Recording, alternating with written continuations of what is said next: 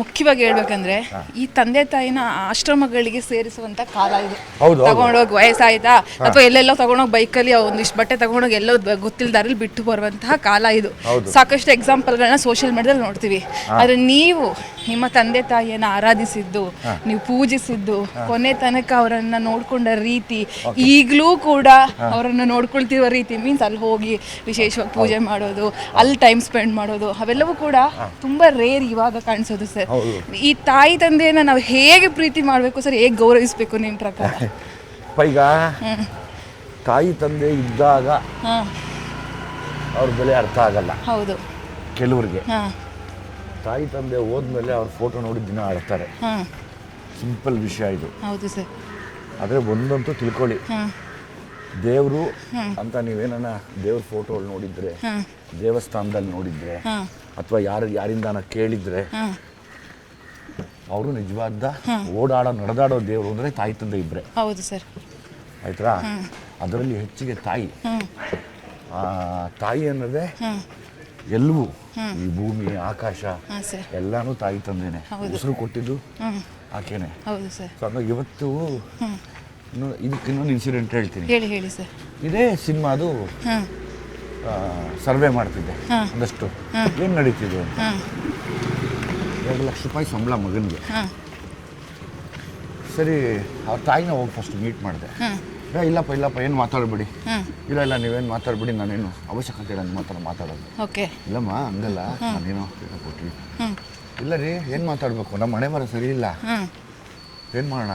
ಅಲ್ಲ ಸರಿಮ್ಮ, ನನಗೇನೋ ವಿಷಯ ಗೊತ್ತಾಯ್ತು, ನಿಮ್ಮ ಮಗ ಅವನಿಲ್ಲ ಬಿಡಿ, ಮಗ ಇಲ್ಲ, ಸತ್ತೋದ. ಹೌದಾ?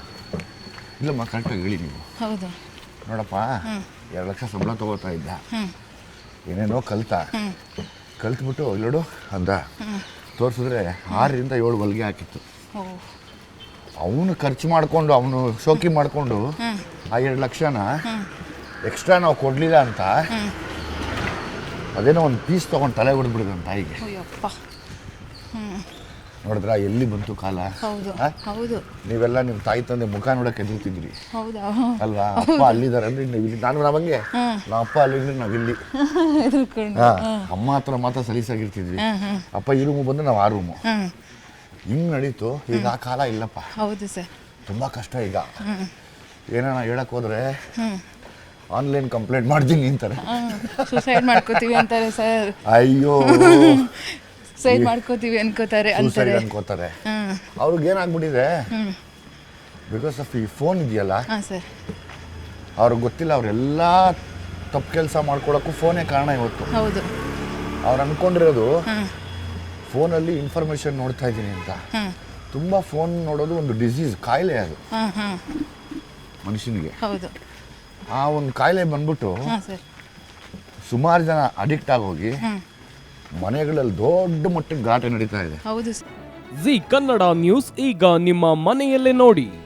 ಎಲ್ಲ ಕೇಬಲ್ಗಳಲ್ಲಿ ಈಗ ಲಭ್ಯ. Sun Direct 292, Jio TV 1334, U Digital 162, city cable 51, GTPL 17, Abhishek cables 821, rock line telecommunication 51, Shri Basaveshwara number 60, Vinayaka digital number 53, in digital number 896ರಲ್ಲಿ. ನಿಮ್ಮಿಸ್ತದ ಜಿ ಕನ್ನಡ ನ್ಯೂಸ್ ನೋಡಿ ಆನಂದಿಸಿ.